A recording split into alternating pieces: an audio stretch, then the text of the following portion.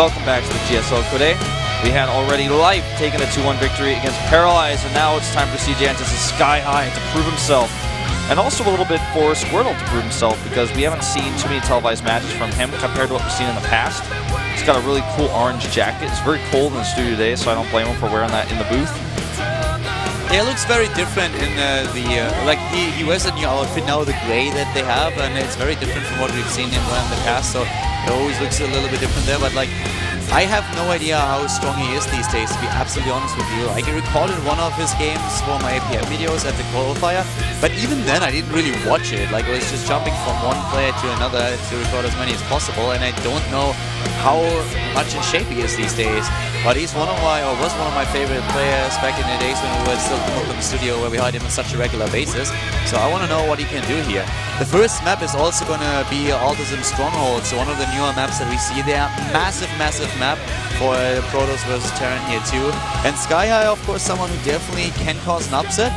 But in the winners match, we have one player already waiting. It is Life, who was able to win with a 2-1 after he lost the first map against his opponent Paralyzed, the Afro toss. So now it's time to determine the second player that is going into the winners match, and also, of course, who Paralyzed will meet in the losers match there. Yep, that's what we're going to find out. Ultraseam Stronghold being map number 1, a very large map, a great map. If you want to play the late game, and we'll see what happens here for sKyHigh. I really want to figure out what this Terran player's style is. We haven't seen a whole lot of him just yet. Let's jump into game number 1. sKyHigh versus Squirtle, Terran versus Protoss here at the GSL Code with Conor Holt.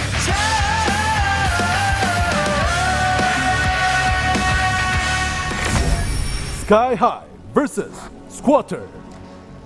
Jumping into the game, we have to the bottom right of Autism Stronghold with cross positions, by the way. The Terran player here in pink, it is, of course, sKyHigh. There we have him. And he will want to go to that winners match for a very particular reason. I'm coming back to this in just a second. To the top left, first of all, we are introducing our Protoss player. This is Squirtle, the water Pokemon. Yep.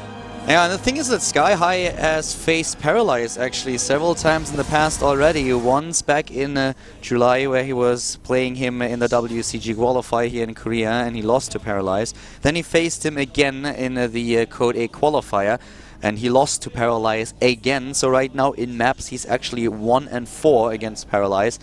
He will not want to go up against against another Protoss opponent here. No, I don't think so. If he loses here, if sKyHigh loses against Squirtle, then he will, in the losers match, play against Paralyzed again. Yeah. And that is probably the matchup, or the match that he wants to avoid at all costs. Doesn't seem to be too confident against Paralyzed just in general, even though if you disregard the games that he played against the SKT1 Protoss player, he has a pretty decent track record against TOS in general, but let's see what he can do against Squirtle here, who's definitely not a pushover in this matchup either. Yeah, Squirtle hasn't played against a Terran player in a while. The last one he played against was on the 18th. It was Byung. He lost to 0-2, and he hasn't shown the best results in Pro League. He hasn't played against any Terrans there either. The only player he's been able to beat in Pro League was Terror from Prime, but let's be honest, who hasn't beaten Terror in Pro League? I mean, Shots fired! I mean, I'm just saying, Ren and I have been talking about this. We think that the Prime coach might want to put Barbie in the booth instead, because he's not been able to do well at all. And I hate to be harsh, but like he's having a tough time. But Squirtle was able to beat him. But in recent Pro League days, he hasn't gotten a whole lot of wins, and he hasn't won against any Terrans notably in a while either. So how old is Terra actually? I think he's either 16 or 17. 17 alreready? Maybe I'm thinking of Korean age though, so he might be. I'm gonna look that up actually. Because he always looks like super young, and I always picture him like being a 15-year-old kid. At the same time, though, I mean, Life when he was 15 was already a monster, and I don't even want to start talking about Maru. But well, Terra definitely not on the same level as those two yet. He is 18 actually. Terra is 18. He's 18 years old. Like that's like hard for me to believe. Okay, but which yeah. age are we talking about? Western? In Western age, yeah. In Korean age, he's 20. Wow. Yeah. Terra? Terror. We're still talking about the same Terra, right? Yeah, Terror Prime, man. Oh my god. I thought Warhound Prime was older than he is. I was thinking like 16, and I was like 17 maybe, because I always misjudge people's ages and think they're younger than they are. That's crazy, but yeah, I pictured him actually being a lot younger than that. But yeah, coming back to our Terran versus Protoss, no Zergs involved here. We have the base, of course, going up for both of them. That's one of those specific things about Autism Stronghold, that you have these pocket expansions. You know what this map to me is like a better version of Calm Before the Storm. It even looks... Yeah, it does the same tileset as well. Yeah, it even looks the same. This Reaper is very annoying for somebody who does not have a Stalker out yet, but the Mothership Core will come over here and start to tell that Reaper who's boss. And Reaper comes down here, take a few pot shots on the probes. Oh, gets one. Will he lose his life for it? No! Gets away. Nicely done. Widowmine's actually on the way for sKyHigh here. What does the name sKyHigh make you think of? It makes me think of like some sort of like academy for StarCraft players in the sky that he started. It's like a high school for StarCraft players. I don't know. Maybe like an academy for like Sky Terran. I don't know. I'm thinking about it right now. And it's like it's probably just one of these the sky is the limit things. I think sKyHigh is actually a word in English, but like it's never used. It just means to be like really, really high. Like he was blown sky high. And it's like just this idea of like basically being blown so far away, you're like the ping from like the Team Rockets blasting off against Star off in the distance. Like that's sKyHigh. But the thing is, we can probably safely assume that he did not have a very elaborate understanding of the word in English and chose the. That's always a safe assumption with these IDs. Exactly. Korean English IDs usually work like this. You take like a dart.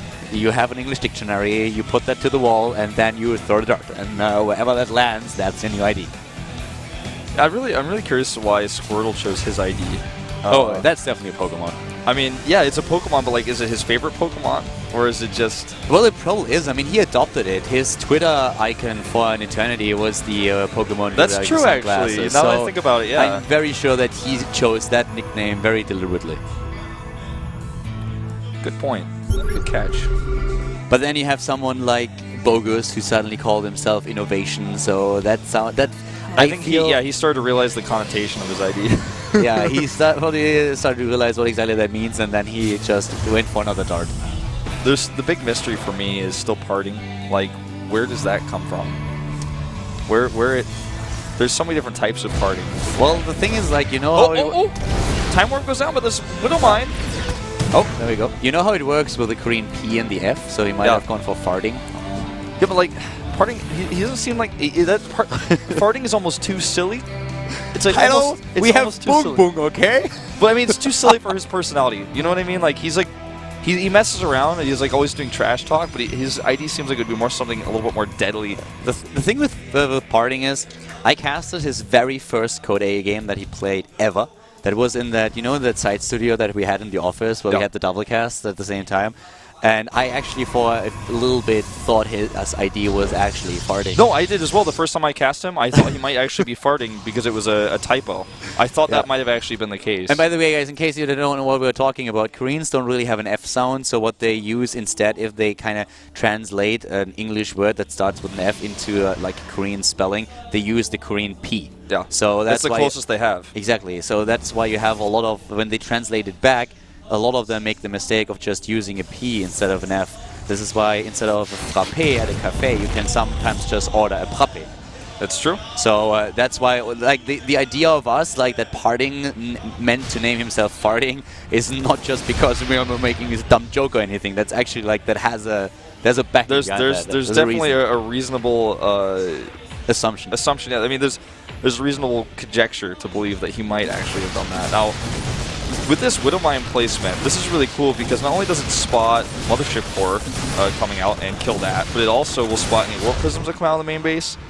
And he's forced to very carefully move out here with 2 Stalkers and chase that Widowmine down.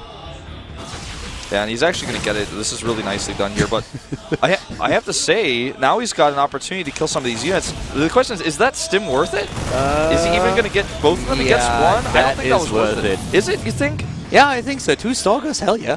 There's no medevacs on the map, though. There will be, though. Okay, they're there. Okay, they're joining up. If he's got medevacs, I like this. I mean, there will be medevacs, so unless he suddenly decides to sacrifice everything else, it's going to be completely worth it. 2 Stalkers? Hell yeah. He doesn't actually get those Widowmines to spot this drop, on the other hand, so this is going to cost him dearly. Even having 2 Vikings to spot for drops and still being unlucky enough to not see this. He needs to lift that orbital. Whoa. Oh, and he loses the High Templar. High Templar too, so that is a bit upsetting. But well, That would upset me, yeah. yeah. So there's the charge, and a few of those. Oh, actually, nice, really nice double step micro. But one zealot, two zealots go down. Anyways, he's going to save those two. On the other hand, the Marauders, of course. Yeah, Marauders will get kiting going. Get that kiting going, and this army is looking a little bit awkward over here. Oh, that's in a line of sight blocker. That's hard to see even if you have an observer. That's hard to see even if you walk past and you get attacked, and then you were like, "God, I've got attacked." What exactly did that happen? One of my guys must have just been eaten by a monster who's hiding in the line of sight blocker. By the way, it's always so funny to me when you have like one stalker chasing down a Widowmine and suddenly the Widowmine just unburrows and runs away. Yeah. Oh! It's always like a crab. There we go. It's not enough to kill it, but was he going to drop? For a second, I thought he was going to drop a High Templar and storm on top of it, but I think he knows where it was, but it's not. Yeah, there comes the Observer. he could have actually just continued en route with his Warp Prism. I don't know what turning the Warp Prism around actually does for him, unless he wants to get a new, fresh Warp Prism. What he may do with the Warp Prism is just try to position storms instead of going for a drop. But those Widowmines, I know you're not the beach person, but every time you go to like a beach where there you always have those crabs and those cancers and everything that just like suddenly start running away and disappearing in those holes, and then they pop up again and they run somewhere else. And that's a little bit how Widowmines look to me a lot when they try to just get away from the stalker that's chasing them down. Calder, have you noticed? I've been watching this and like I just haven't accepted it. We have air +1 armor. Air +1 armor is about to finish. Well, I Like just air noticed +1 that armor? Doom Drop that comes in here, but yeah, now that you say it, it's going to keep that Warp Prism alive a little bit longer. The question is what is going to keep Squirtle alive here if that drop hits home. He wants those feedbacks, High but it's just too Templar. far away. Yeah, it's too far away, and that base is going down. And look at the Protoss player. He just says, like, you know what? I don't care. I'm going to go cross-map, and I'm going to take you down. But this base is a goner. sKyHigh eliminates the third base of his opponent. If he gets into that main, then Squirtle is in a lot of trouble. Controlling the choke point is one thing.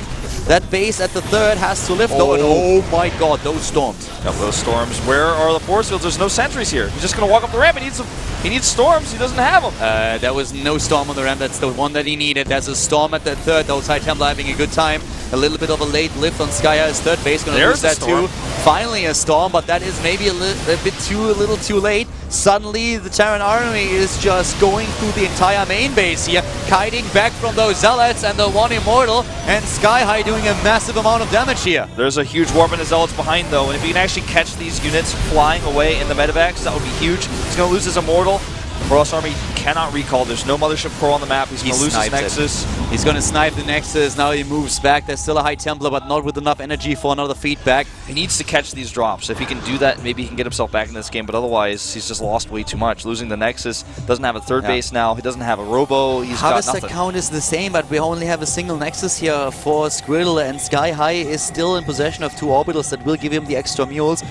Not even talking about the 2 mineral lines that he can saturate. The army size is also just by a tiny little bit in favor of the Terran player here, and if he manages to get another drop in, that would be absolutely brutal. sKyHigh could even be in a better position if he would have saved that command center a bit faster.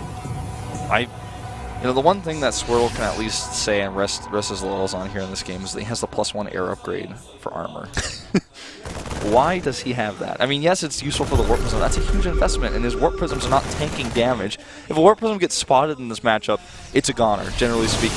There's not a whole lot of, oh, it would have survived if I had the +1 armor. Well, the only thing that I could really come up with is that if it somehow negates enough damage of the Widowmine shots that you survive another one, but I don't see that happening. Widowmine shots ignore armor too, as far as I know. Yeah, so. like, that's not going to happen. So if that was the case, that's what I'm basically saying. Like, if you get that upgrade and suddenly you tank 2 Widowmine shots, then yes, then it would be worth it. But I feel he just misclicked. Yeah, it's got. I mean, there's no other explanation to me. It helps his Mothership Core as well, I guess, and his hallucinated Phoenix Scouts display a +1 armor as well. I don't think they actually get the upgrade, but the Observer. Hey, look, the Observer's got +1 armor too. Yeah, that's gonna help. I'm just thinking of all the flying things here. Oh, see, it tanked a little bit more. Took a lot, yeah, survived a lot longer, like nearly 0.2 seconds more than I expected. Yeah. You know, I think this is definitely a mistake. Because the thing is, shields are also going to be more useful for your whole army overall if you're going to research this. Well, sKyHigh wants to end the game now. Squirtle finds himself in a bit of a predicament here. Suddenly the Terran army is going in from every single angle. Nice approaching here. And he also saves all those medivacs in the back. No way for those High Templars to get close enough without exposing themselves. Yeah, but he's just got a massive medevac count here. there's another observer that goes down. Yeah, the medevac count really helps sKyHigh, and he could also try to drop once again. But for now, he is just trying to go down on that third. Here comes that drop. But Squirtle is trying to come back. And, you know, if he holds on a little bit longer with the 3 base that he has, maybe. Because so far, sKyHigh didn't rebuild his third. Yeah, I'm a little bit concerned for sKyHigh here, actually. There's 2 cannons in this main base. The Mothership Core drops the overcharge. He's going to warp in his Zealots. And he's going to defend this, no problem. Well, the Nexus is going to go down. He doesn't have enough units here to defend it, you're right. But still, he's going to clear up a lot of this bio. And this army cannot fight this Protoss with wall if there's any storms nearby, any at all, not even just like a lot, just 1 will kill that. I think it was a good trade for sKyHigh because he is still on 2 bases, not 3. Because he has still a bit more army supply than his opponent. He has a very mobile force, but I just agree a with you that he's falling farther and farther behind if he doesn't get that third fast. And he now repositioned his command center. No, actually he built the command center on the high ground and positioned it over there. And he needs that because he is really starting to be in a bit of a bad spot since the upgrades are going to be so much better for Squirtle in the long run. Just this massive map as well. It's so big. It's so hard to attack across it. So if he loses a lot of his army to kill a Protoss base and the Protoss army wants to counterattack, it's going to take him so long. So we have right now the 3rd attack upgrade or armor upgrade for ground units is on the way for Squirtle. It's not ready yet as far as I can tell, but that's going to help him out a lot with these Zealots here. That one Archon in the middle of a sea of Zealots. sKyHigh is actually more upgrades for his army than I thought. I didn't realize he was already on 2-2. I thought he was still on 1-1. Where are the EMPs? He wants to get them on those Templar if he can. Here comes our first storm. Dodged very nicely here. The Ghost ready for a snipe, but the Marauders get it instead. Well, 7 ghosts in total, and now he scans ahead, knows exactly where his opponent's army is positioned. Didn't see how coming. There goes another pylon down. 3-3 has been started. So sKyHigh with the 20 supply army lead, being more and more aggressive, and the only thing that the Protoss player is really relying on are those storms. So Squirtle is in a lot of trouble here. Yeah. Uh-oh, he's going to actually get some of his army caught here as well. He needs these Templar to have basically perfect storms with the 7 ghosts. It's not going to be easy. But the Marauders are so tanky. Yeah, they tank so much. And even if he takes some big storms like these, nice. With all the medevacs, he can just out-heal it. He's almost back to full health already as we speak. Those storms were really good though. I like the job with the Wall Prism here, but with all the tanky Marauders that we have in there and the medevacs, that didn't do as much as he was hoping for. Nearly 30 Marauders on the map, 7 ghosts and 10 medevacs. The Marines here are just to add some extra DPS, but they're not the meat of this army, and there's Vikings here as well. In case of a Colossus transition, but we just don't see that yet. Here we go, EMPs on the Archons. On most of the Templar, 2 storms still available. Does he get them off? No! Oh, there are the snipes. There is nothing left for storms, and this is the time when sKyHigh can go for the win. He's trying to move in. He's hiding back a little bit from the Archons and the Immortals, but he's looking at a great spot. Here comes another High Templar attack, though. This time the storms are better. Great storms coming in. He still had a few back up his sleeve, but it doesn't look good for Squirtle. He loses too much. He's down to 30 army supply already. It's just too much healing on those medevacs. The Marauders too tanky as well. He's going to clean up the last of these Zealots. They can kill the Marauders, and that one Archon is looking so sad right now. The Immortal targeting here, it's just way too much DPS. Squirtle's going to have to type out. It's just 3 base against 3. The natural of Squirtle is almost mined out as it is. And that third is a goner. I mean, this is the first thing that's going to fall here, even with the Photon Overcharge. As soon as sKyHigh decides that it's time to kill it, he can move in. The Zealots are dancing a little bit. Gonna wait up a bit until... Oh, actually, is he gonna drop? He can. I actually thought that he would just heal up and then go in with another stim. I mean, he's just trying to pick away here because he knows he's so massively ahead, and he knows 3-3 is about finished. So why commit to a ground attack until 3-3 is done? If he can get this... Well, he doesn't have enough anti-air to kill a Mothership Core. There's not enough energy for the Overcharge either. That one Marine can't kill it with +1 armor. Uh-oh, this is a bit of a problem. He's going to be kiting over here. Yeah, but still, I mean, he could have killed the third, decides to kill the natural instead with a quick drop because he realized, alright, you already used the Photon Overcharge. If you go into a natural, you won't be able to use that in time. Turns out the Mothership Core didn't even have enough energy, and now he takes down the natural, and he's just poised to take the third as well. 3-3 finishing right now, and that means that this army is going to go to waste in seconds. One storm goes down, doesn't even kill a single Marauder. Nothing. Yeah, that base trade, that drop earlier on when Squirtle decided to just go for it, that didn't really work out for Squirtle at all. Definitely. So sKyHigh got the better trade there, sniped the third base, sniped the base in the main. It was completely worth it for him. Squirtle not happy with that loss. I think some of the key mistakes is just not being able to spot the drops, which is so hard on this map because there's so much space in general. It's not even about airspace, it's just that the map is so wide and your cross spawns, which is the restlessness so far, the drops can really catch you off guard. If you're in the middle of the map, walking across, do you really turn around? Because by the time you get home, the damage is still already going to be done. He gets +1 armor for air, something that I still don't fully understand why he's done this. He picks Yunsu, so I'm feeling like we're going to get some Blink Stalker play here, whether it's an all-in or just a pressure play, because Squirtle's really good at pressure plays. I can see him doing that parting build and Blink into third base. Very much convinced he just selected the wrong building for his upgrade. Yeah, I think that's probably what happened. I mean, nothing else makes sense. What does that accomplish him? It's not like he's switching into air. He's not getting Phoenixes, he's not getting Tempest, and probably uses grid and just hit the wrong building and then the wrong hotkey. I wonder what he was trying to get instead. Probably just trying to select his gateways or something, maybe, and just click by accident. I have no idea.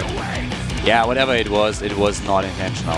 That much is, I guess, that. Yeah, that's pretty obvious. But right now, we have game number 2 coming up on Yunsu, sKyHigh versus Squirtle. Let's see who's going to take it here. Will it be the StarCraft Champions player, or is it going to be Squirtle for him? We're going to find out right now here at the GSL Code.